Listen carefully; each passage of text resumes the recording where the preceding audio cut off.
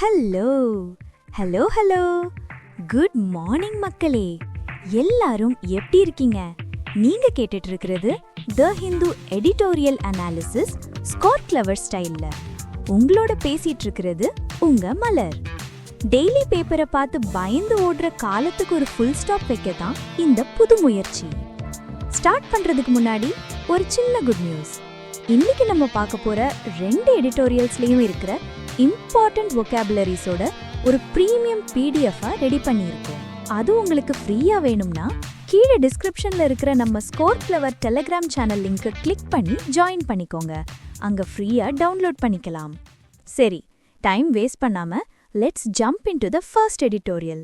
Radical tunnel on the physics Nobel 2025. இதுதான் தலைப்பு. Radical டனல்னா ஏதோ சுரங்கத்தை பற்றி பேசுறாங்கன்னு நினைச்சிடாதீங்க. இது பிசிக்ஸ் சம்பந்தப்பட்டது.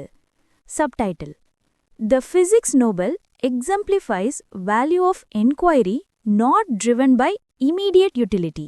அதாவது, இந்த வருஷ பிசிக்ஸ் நோபல் பரிசு என்னத்த சொல்லுதுன்னா, உடனடியா என்ன பயன் கிடைக்கும்னு யோசிக்காம வெறும் கியூரியாசிட்டியில ஒரு விஷயத்த ஆராய்ஞ்சா கூட அது எவ்வளோ மதிப்பு வாய்ந்ததுன்னு காட்டுதாம்.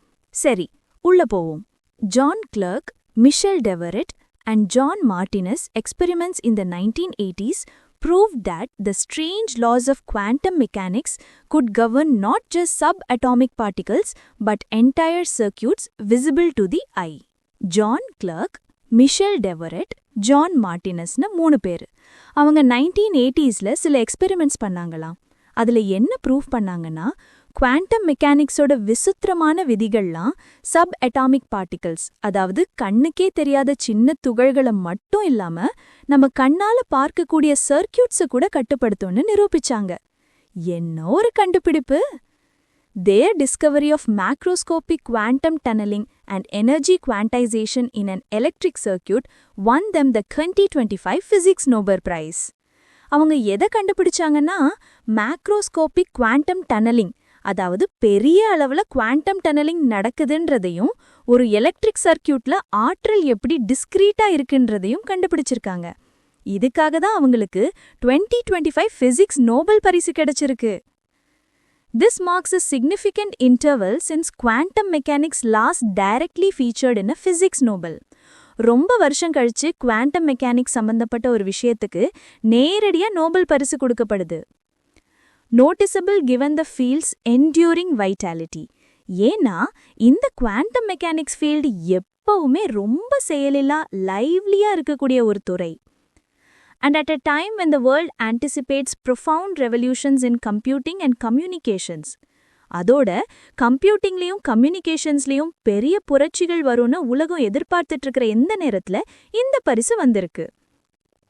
Their experiments at the University of California demonstrated quantum behavior in a circuit comprising 2 superconductors separated by an ultra-thin insulating barrier, also known as Josephson junction.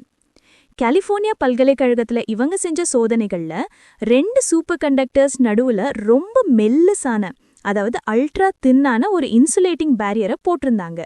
அந்த அமைப்புக்கு பேரு ஜோசப்சன் ஜங்ஷன். அதுல குவாண்டம் பிஹேவியரை அவரு செஞ்சு காட்டினாங்க. In classical physics, a current flowing through the system would be trapped in a zero voltage state unless it had enough energy to cross the barrier. பாரம்பரியமான physics படி பார்த்தா அந்த பேரியரை தாண்டி போறதுக்கு போதுமான எனர்ஜி இல்லைன்னா அந்த கரண்ட் ஒரு 0 வோல்டேஜ் நிலையிலேயே சிக்கிக்கும். ஆனா அட் ஆப்சல்யூட் 0, அதாவது ரொம்ப ரொம்ப குளிரான வெப்பநிலையில அந்த கரண்ட் அந்த தடைய உடைக்காம அதுக்குள்ள டனல் பண்ணி, அதாவது சுரங்கம் போட்டு தப்பிச்சு போறத கண்டுபிடிச்சாங்க. இது குவாண்டம் பிசிக்ஸ்ல மட்டும் நடக்கக்கூடிய ஒரு அதிசயம். நம்ம பசங்க எக்ஸாம் ஹால்ல இருந்து டனல் பண்ணி எஸ்கேப் ஆகுற மாதிரி. And the system also behaved as if it were a single large particle with discrete energy levels instead of a continuous range. அது மட்டும் இல்லாம அந்த முழு அமைப்பு ஒரு பெரிய பார்ட்டிகல் மாதிரி நடந்துக்குச்சு. அதோட ஆற்றல் நிலைகள் கண்டினியூஸா இல்லாம விட்டு விட்டு, அதாவது டிஸ்கிரீட்டா இருந்துச்சாம். To ensure these effects were not artifacts of noise in the circuits, the team took elaborate pains to isolate them from stray microwave radiation. இந்த விளைவுகள்லாம் சர்க்கியூட்ல இருக்கிற நாய்ஸ்னாலேயோ இல்ல தேவையில்லாத டிஸ்டர்பன்ஸ்னாலேயும் வரலன்னு உறுதிப்படுத்திக்க அவங்க ரொம்பவே கஷ்டப்பட்டு தேவையில்லாத வர மைக்ரோவேவ் ரேடியேஷன்லேருந்து அந்த சர்க்கியூட்டை தனியா பிரிச்சு வச்சிருந்தாங்க. Their results confirm that a superconducting phase difference, a collective property of trillions of pairs of electrons that sustain superconductivity, behaved as a single quantum variable. அவங்களோட முடிவுகள் என்னத்தை உறுதி செஞ்சதுன்னா சூப்பர் கண்டக்டிவிட்டிக்கு காரணமான கோடிக்கணக்கான எலக்ட்ரான் ஜோடிகளோட ஒரு கூட்டு பண்பு ஒரு ஒற்றை குவாண்டம் வேரியபிள் மாதிரி நடந்துக்குச்சுன்னு நிரூபிச்சாங்க. அப்பா, பிசிக்ஸ் ஆப்ஷனல் எடுத்தவங்களுக்கு இதெல்லாம் அல்வா சாப்பிடுற மாதிரி இருக்கும். நம்ம ஆர்ட்ஸ் ஸ்டூடெண்ட்ஸ்க்கு கொஞ்சம் தலை சுத்துது. Josephson junctions are the foundation of superconducting qubits which animate many of today's leading quantum computers.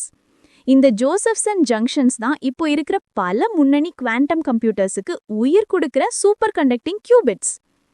Superconducting circuits also underpin ultra-sensitive magnetometers, quantum voltage standards, and single-photon detectors used in astronomy and biomedical imaging.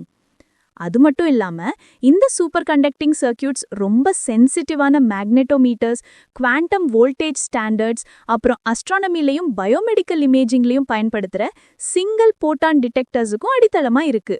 By confirming that quantum laws apply to objects big enough to hold in your hand, the laureates opened a new domain of applied quantum engineering.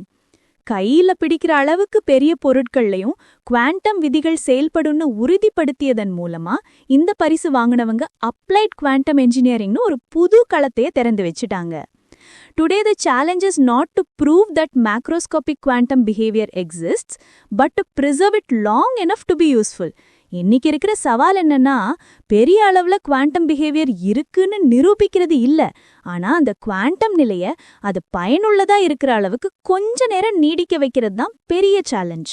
ஏன்னா quantum states are exquisitely sensitive to their surroundings. ஏன்னா இந்த quantum நிலைகள் ரொம்ப sensitive, அதோட சுற்றுப்புறத்தால சுலபமா பாதிக்கப்படும், நம்ம மூடு மாதிரி. The research thus focuses on materials with lower loss, better filtering, and cryogenic control, and hybrid architectures that combine superconducting circuits with mechanical, photonic, or spin-based systems. அதனால இப்ப ஆராய்ச்சிகள்லாம் எதுல கவனம் செலுத்துதுன்னா குறைவான இழப்பு இருக்கிற பொருட்கள், நல்ல ஃபில்டரிங், கிரையோஜெனிக் கண்ட்ரோல், அதாவது மிக குறைந்த வெப்பநிலையை கட்டுப்படுத்துறது, அப்புறம் சூப்பர் கண்டக்டிங் சர்க்கியூட்ஸை மற்ற சிஸ்டம்ஸ் கூட இணைக்கிற ஹைபிரிட் ஆர்கிடெக்சர்ஸ்ல தான் கவனம் செலுத்திட்டு இருக்காங்க. The 2025 prize also exemplifies the value of inquiry driven solely by curiosity about nature's limits. இந்த 2025 பரிசு நேச்சரோட எல்லைகள் என்னன்னு தெரிஞ்சுக்கிற ஆர்வத்துல மட்டுமே ஒரு விஷயத்தை ஆராய்வதோட மதிப்பை காட்டுது. When the laureates set out to test whether quantum mechanics could govern a macroscopic electric circuit, no one foresaw its consequences. இந்த விஞ்ஞானிகள் ஒரு பெரிய எலக்ட்ரிக் சர்க்கியூட்டை குவாண்டம் மெக்கானிக்ஸ் கட்டுப்படுத்த முடியுமான்னு சோதிக்க ஆரம்பிச்சப்போ அதோட விளைவுகள் என்னவா இருக்கும்னு யாருமே எதிர்பார்க்கல. Their pursuit of a fundamental question produced principles underpinning the pursuit of engineers today, including in India, of new technologies and prestige for their host countries. ஒரு அடிப்படை கேள்வியை அவங்க துரத்துனது இன்னைக்கு இந்தியா உள்பட பல நாட்டு என்ஜினியர்ஸ் புது புது டெக்னாலஜிஸை உருவாக்குறதுக்கு தேவையான கொள்கைகளை உருவாக்கிச்சு.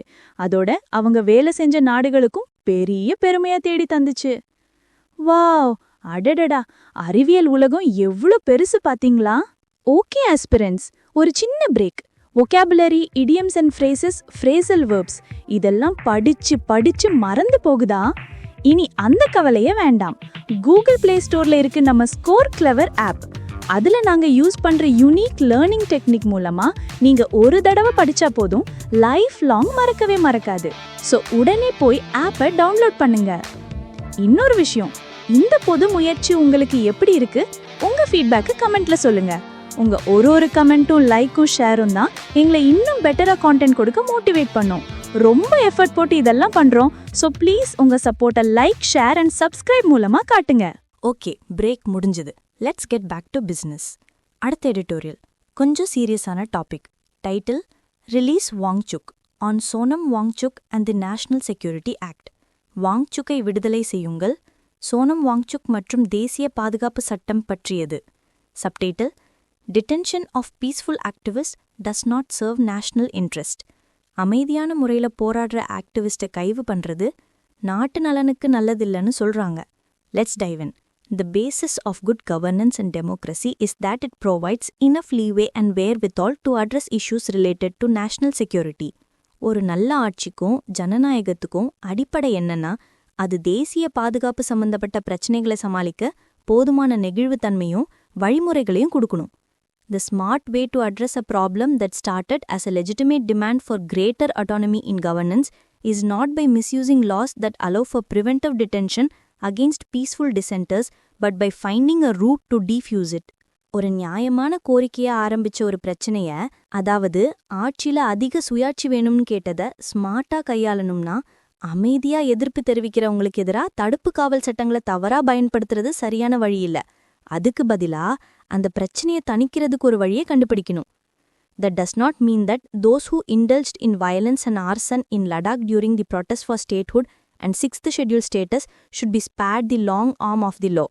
இதுக்கு அர்த்தம், லடாக்குக்கு மாநில அந்தஸ்து மற்றும் 6வது அட்டவணை கேட்டு நடந்த போராட்டங்கள்ல வன்முறையிலையும் தீவைப்பிலையும் ஈடுபட்டவங்கள சட்டத்திலிருந்து தப்பிக்க விடணும்னு இல்ல. Yet the center's detention of climate activist and social reformer Sonam Wangchuk under the National Security Act in response to the protest is wrong. ஆனாலும் இந்த போராட்டங்களுக்கு பதிலடியா கிளைமேட் ஆக்டிவிஸ்டும் சமூக சீர்திருத்தவாதியுமான சோனம் வாங்சுக்க மத்திய அரசு தேசிய பாதுகாப்பு சட்டத்தின் கீழே கைது செஞ்சது தப்பு. Mr. Wangchuk has been a consistent and peaceful advocate for the legitimate democratic aspirations of Ladakh.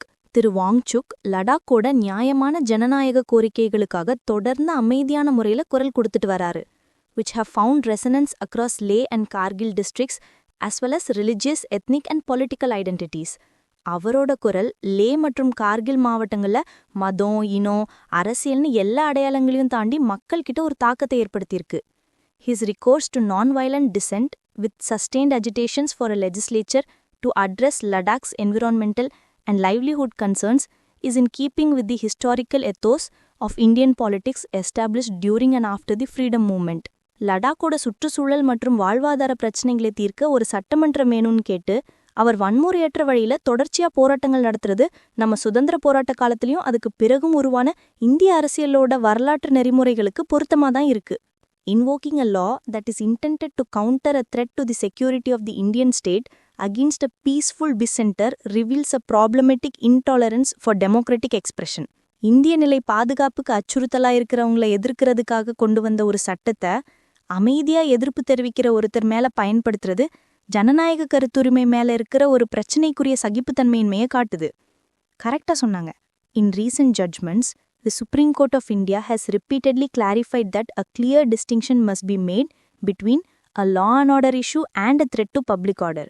சமீபத்திய தீர்ப்புகள்ல இந்திய உச்சநீதிமன்றம் திரும்ப திரும்ப தெளிவுபடுத்தியிருக்கு, சட்ட ஒழுங்கு பிரச்சனைக்கும் பொது ஒழுங்குக்கு வர்ற அச்சுறுத்தலுக்கும் நடுவுல தெளிவான வேறுபாடு இருக்குன்னு.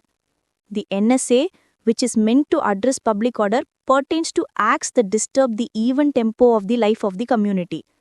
பொது ஒழுங்கு சமாளிக்க கொண்டு வரப்பட்ட NSA சட்டம் சமூக வாழ்க்கையோட இயல்பான ஓட்டத்தை பாதிக்கிற செயல்களுக்கு தான் பொருந்தும். There is no evidence to suggest that Mr. Wangchuk's activism reaches this benchmark. திரு வாங்சுக்கோட செயல்பாடுகள் இந்த அளவுகோலை எட்டுதுன்னு சொல்றதுக்கு எந்த ஆதாரமும் இல்ல. The center appears to have failed to apply its mind and reach a requisite subjective satisfaction as demanded by the court to show that his actions posed any real threat to public order. அவருடைய செயல்கள் பொது ஒழுங்குக்கு உண்மையிலே அச்சுறுத்தலா இருந்துச்சுன்னு காட்டுறதுக்கு நீதிமன்றம் கேட்குற மாதிரி மத்திய அரசு சரியா யோசிச்சு ஒரு தேவையான அகநிலை திருப்தியை அடைய தவறிடுச்சுன்னு தெரியுது. The center's response has clearly sought to conflict dissent with acts akin to sedition.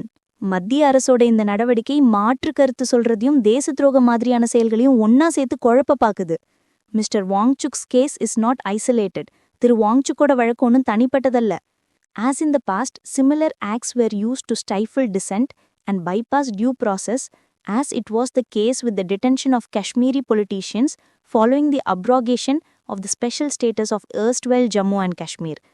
ஏன்னா இதுக்கு முன்னாடியும் ஜம்மு காஷ்மீரோட சிறப்பு அந்தஸ்தை நீக்கினதுக்கு அப்புறம் காஷ்மீரி அரசியல்வாதிகளை கைது செஞ்சது மாதிரி இதே மாதிரி சட்டங்கள் மாற்று கருத்துக்களை நசுக்கவும் முறையான சட்ட நடைகளை தவிர்க்கவும் பயன்படுத்தப்பட்டிருக்கு.